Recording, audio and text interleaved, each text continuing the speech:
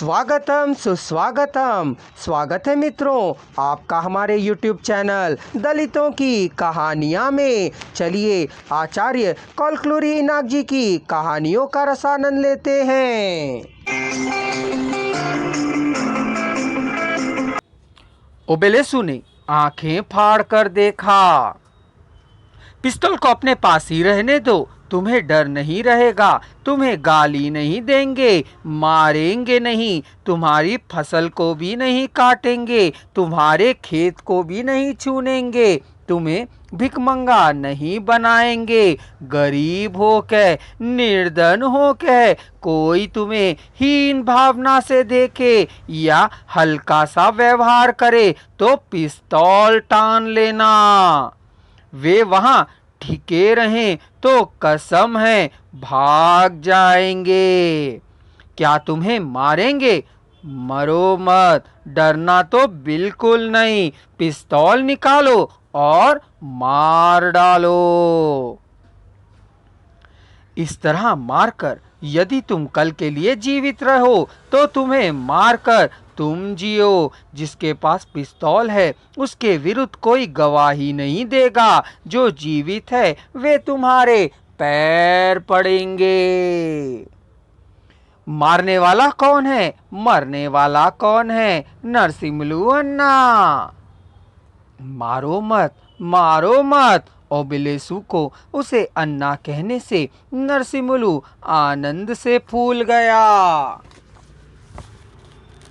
जियो, यदि जीने दें तो महाराजा की तरह जियो, यदि तुम्हें जीने ना दें तो मार डालो। मरो, कोई परवाह नहीं है।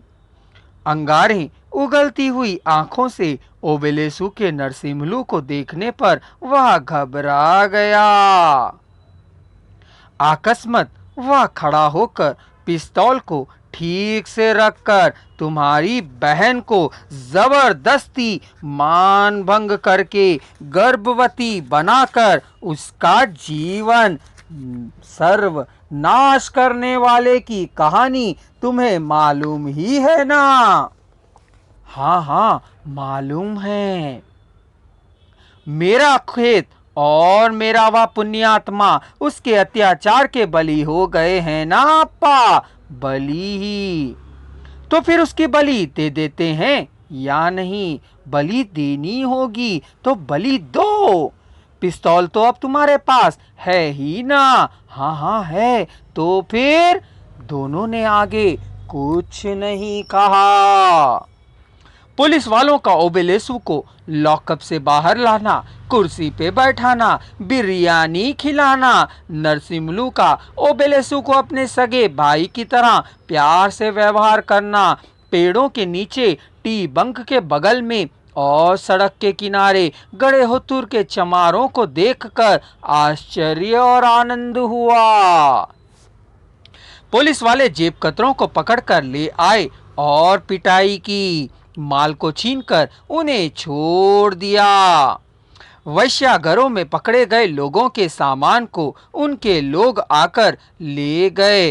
जुर्माना भरकर कोर्ट में उनसे पीछा छुड़ाने वालों के मामले में औरतें ही वैश्या कहलाती मिलती हैं, आदमी नहीं मिलते, सजाएं भी नहीं होती हैं।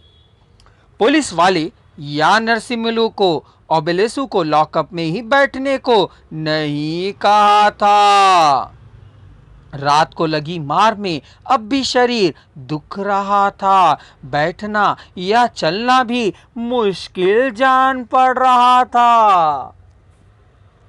थोड़ा थोड़ा अंधेरा होने के समय पुलिस स्टेशन में चहल पहल शुरू हो गई थी। कार धूल उड़ाती आ रही थी। वह कार लोगों को नया नहीं थी, वह रेड्डी की कार थी। रेड्डी कार से उतरा। वह अकेला था। ड्राइवर के उतरकर डोर खोलने के बाद वह कार से उतरा और अकेले ही पुलिस स्टेशन की ओर चलने लगा। कांस्टेबल्स अपनी टोपी को सही करके आगे बढ़े। उनको बगल में करते हुए नरसिम्हलू के टेबल के पास आया।